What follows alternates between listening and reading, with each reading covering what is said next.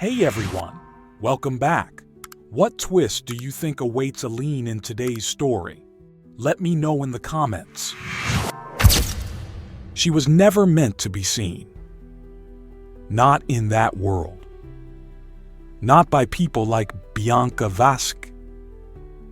And certainly not in the halls of Vasque Couture, a building where money wore heels and silence wore fear. At 19, Aline moved like a shadow. A janitor, a helper, a nobody. She cleaned the corners no one noticed. She kept the mirrors spotless, though no one ever looked at her. Her uniform was gray and plain, the kind that makes people forget you were ever there. But behind her quiet eyes, something was awake, watching, learning, and dreaming. Her mother, a seamstress, worked long nights in a tiny room that smelled of old thread and hope. She raised Aline with calloused hands and a voice that whispered resilience. "Even beauty starts as fabric no one wants," she used to say. At work, Aline studied fashion like it was survival. She noticed how designers shaped status out of stitches, how the wealthy walked like they owned the air, and how pain was always hidden under elegance. She didn't belong to that world, but she listened to its heartbeat. Then there was Bianca Vasque, cold, flawless, untouchable, owner, director, the face of Vasque Couture. She wore power like perfume, expensive, heavy, and impossible to ignore. To Bianca, people like Aline didn't exist. They were background, furniture, noise to be managed. She never looked Aline in the eye, never learned her name, but her words always landed sharp. "Aline," someone once whispered, "you should be careful. Bianca doesn't like mistakes." Aline just nodded. She had no room for mistakes, only for survival. She scrubbed the marble floors of the showrooms that displayed dresses worth thousands, while wearing the same shoes she'd worn for 3 winters. But she didn't complain, because every hour spent in that building taught her something money couldn't buy. Discipline, taste, and the quiet hunger to prove them all wrong. She didn't need their pity, she needed time, and silence was her greatest disguise. She didn't know it yet, but the very floor she scrubbed today would one day reflect her own heels. And when that day came, it would not be about revenge. It would be about memory, the kind that never forgets who looked down on you and who you chose to become when no one was watching. It happened on a Thursday, one of those high-pressure days when the company pulsed with nerves. There was a fashion show on site, cameras, investors, models rehearsing down the marble corridors. Everyone moved faster, except Aline. She moved carefully, quietly, holding a tray of coffee in one hand and a cloth in the other, just like every morning. She wasn't meant to be there, but someone spilled espresso near the fitting room, so she was called to fix the mess before anyone important noticed. But in the chaos, a man in a navy suit stepped back too quickly, and Aline collided with him. The tray slipped, the coffee flew, and the silence that followed was louder than anything she'd ever heard. The man looked down at his stained sleeve. He was an investor, a big one. And within seconds, Bianca appeared, like a storm in designer heels. Everyone watched. No one blinked. Aline tried to apologize, her voice shaking. But Bianca raised a hand. don't speak." Her voice sliced through the room. Then came the words, "Gente like you shouldn't be near clients. You're here to clean, to be invisible, but somehow you even fail at that." Aline froze. Her breath caught. She could feel the heat rising to her face. Bianca didn't stop. "You are a stain, a reminder of why this brand has to protect its image." Then, loud enough for the models and assistants to hear, "You're fired." Just like that. No dignity, no second chance. Only shame poured over her like the coffee still dripping from the investor's cuff. Someone laughed. Another looked away. Aline stood in the middle of it all, silent, humiliated. But something inside her stayed still. Not broken, just quiet. Like the moment right before a seed decides to push through the soil. That night, she didn't cry. She walked home in the dark, replaying every word, every face, every detail. And then she made a promise, not to prove them wrong, but to prove to herself that she was never the stain. She was the fabric, unseen, underestimated, but strong enough to carry the weight of something beautiful. This was not the end. It was the first cut in a dress that would one day make history. The days that followed felt empty, not because she lost the job, but because she had lost the part of herself that believed she belonged there. The city didn't care. It moved like always, fast, cold, blind. But Aline moved differently now, not smaller, not weaker, just quieter, focused.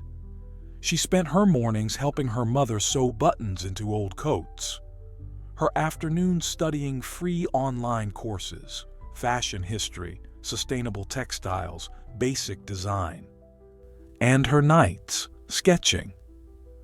In silence at the kitchen table, next to a sewing machine that rattled like an old train. The machine was her mother's, stained, rusted, faithful.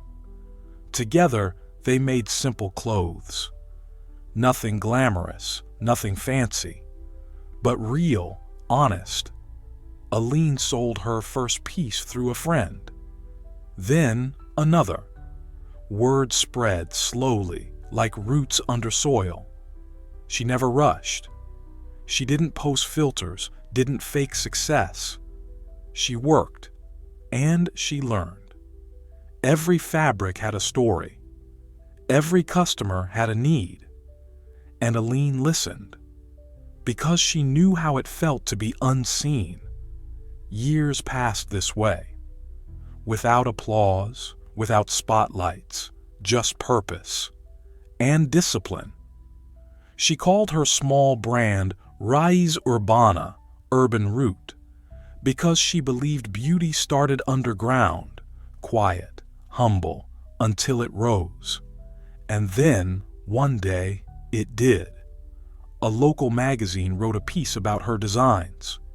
Then, a blogger. Then, an influencer wore one of her jackets. Suddenly, the quiet became noise. But Aline stayed the same, grounded, soft-spoken, watching everything grow from the same kitchen table. Her mother smiled more now. Clients sent thank you notes. And Aline? She kept sewing, one stitch at a time. Because somewhere deep inside, she knew. She wasn't just building a brand, she was building a future, one no one could take away. While Aline grew in silence, Bianca Vasquez began to crumble in noise. Vasquez Couture was once a symbol of luxury.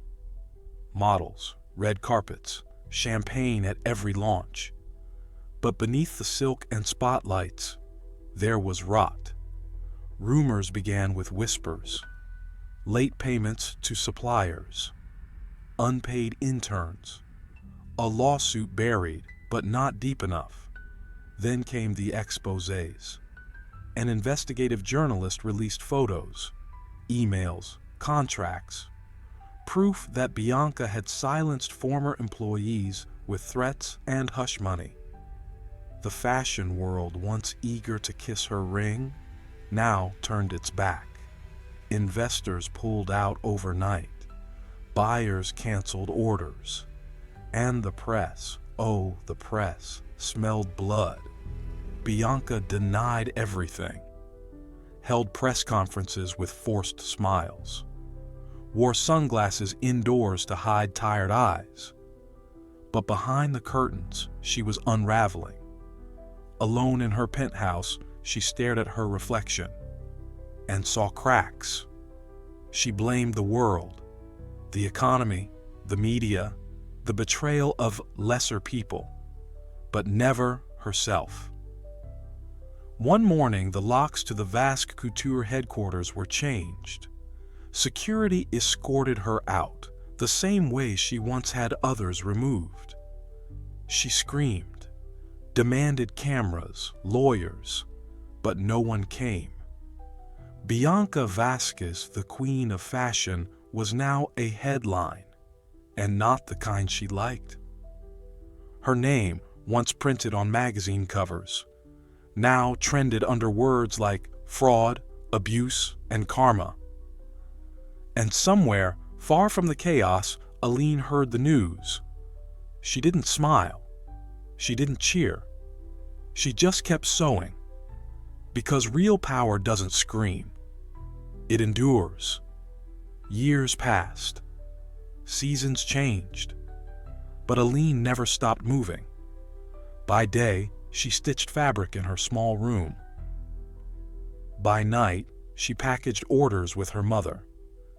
Their apartment smelled of thread, coffee, and quiet hope. Her first sale came through a message. A woman who said, "This feels like it was made for me."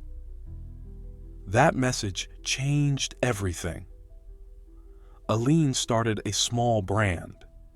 She called it Raiz Urbana, urban root, because she believed fashion should grow from real life, not from towers of marble and lies.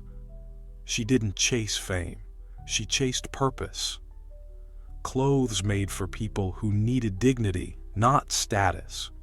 Word spread, not through ads, but through people. Women wore her designs and felt seen.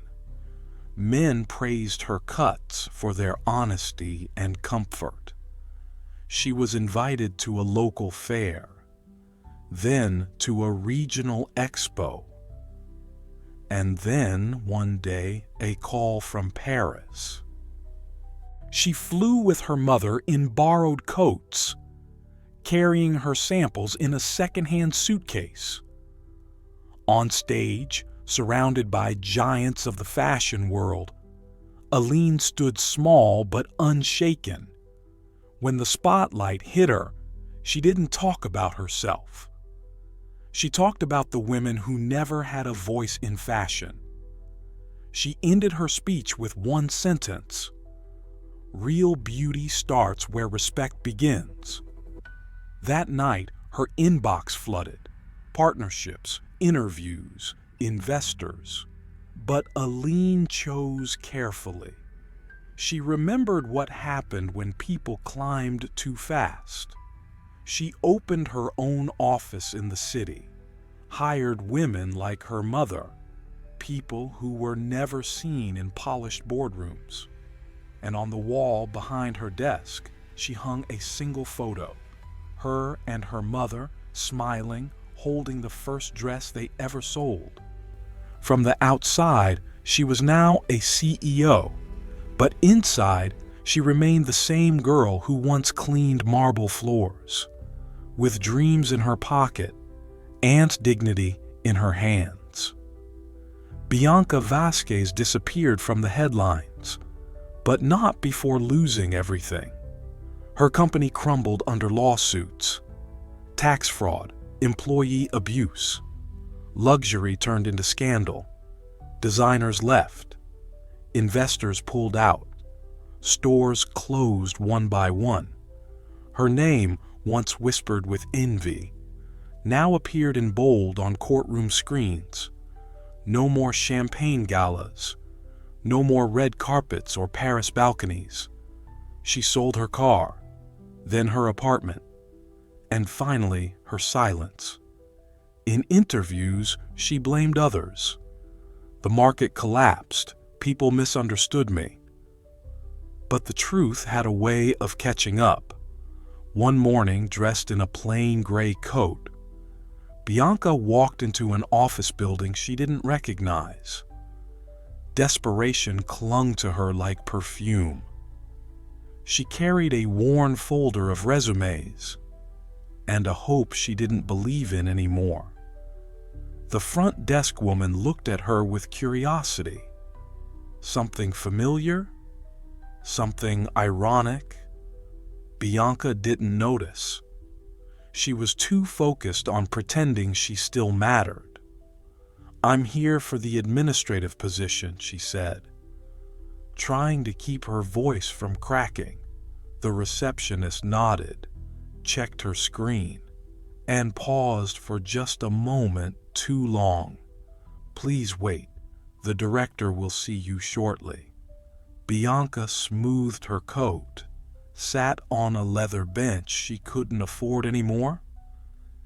In the elevator, silence. A mirrored wall reflected a woman she didn't recognize. The doors opened. She walked in.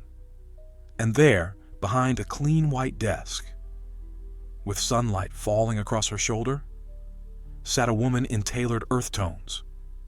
Calm, still, certain. Bianca blinked. No, it couldn't be. Aline. No longer in janitor's shoes, no longer invisible. She didn't need to say a word. Her name was etched on the plaque in front of her. Bianca stood frozen. Aline leaned back, her eyes soft but unreadable. "You?" Bianca whispered. Aline simply nodded. There was no anger in her voice, only clarity and memory. "You once said people like me didn't belong in fashion," Aline said. "You were wrong." Silence stretched between them, thick as velvet, yet sharp as glass. Bianca stood before Aline, her heart pounding louder than any runway drum. Aline watched her calmly, as though she held the weight of every broken promise in her hands. Finally, she spoke, her voice steady but offering an unexpected kindness. "You came here looking for a chance," she said, "a chance you once denied me." Bianca's eyes filled with tears, regret pooling in the corners. Aline continued, without anger, without gloating.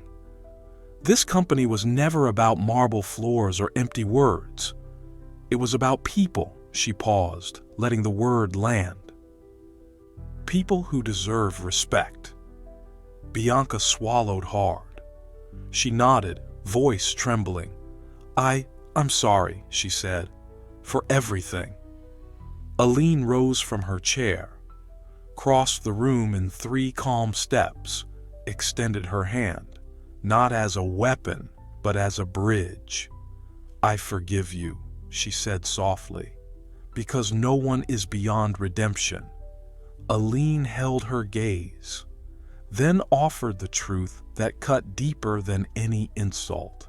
"I want you on my team," she said, "not because you owe me, but because you need to learn what true leadership means." Bianca's breath caught. She blinked back tears, her head bowed as if bearing the weight of her past. Aline smiled gently. "Come sit," she invited. "And tell me how you'll make amends." Bianca obeyed, trembling. She took the seat across from Aline's desk, the nameplate shining between them. She opened her folder, hands shaken like a leaf. Spoke of honesty, accountability, and change, of earning trust, step by step, stitch by stitch. Aline listened, nodded at each promise, knowing that true transformation is measured in actions, not words. When Bianca finished, Aline spoke one last time. "You begin tomorrow," she said, "as my new administrative assistant. But your real work starts here." She tapped her heart lightly. "First lesson, everyone has a story, and every story deserves dignity." Bianca exhaled, relief and shame mingling on her face. She grasped Aline's hand, silently promising to honor her new chance. And in that office, under soft daylight, an old cycle broke. Not with vengeance, but with grace, and the promise of something better. Morning light filtered through glass walls, casting soft patterns on the polished floor. Bianca arrived early, nerves fluttering like moth wings. She carried a tray with 2 cups of coffee, Aline's favorite blend. Aline stood by the window watching the city wake up. She turned as Bianca approached, offering the cups with trembling hands. "Good morning," Bianca whispered, her voice steady now, but humble. Aline accepted the cup with a nod. "Well done," she said softly. "Today, we build something new." They stood together in silence, sharing warmth and steam. No titles, no walls, just 2 women linked by past and promise. Bianca set the tray on the table, then paused, looking at Aline. "Thank you," she said, her eyes bright, "for believing in me." Aline smiled, genuine and calm. "Redemption isn't a gift," she replied. "It's earned every day." Bianca watched her, learning again how strength and grace can walk hand in hand, how power can come from kindness, not cruelty. Outside, the city moved on. But inside that office, time felt steady, like a heartbeat finding its perfect rhythm. Bianca poured 2 coffees. They clinked their cups together, a quiet toast to new beginnings. And as they sipped, Aline looked out once more, seeing not just a skyline, but the path ahead, built on respect, resilience, and the beauty of second chances. Sometimes losing everything is the only way to discover true worth. Enjoyed Aline's journey? Drop a comment below and tell me what you think. Bye-bye.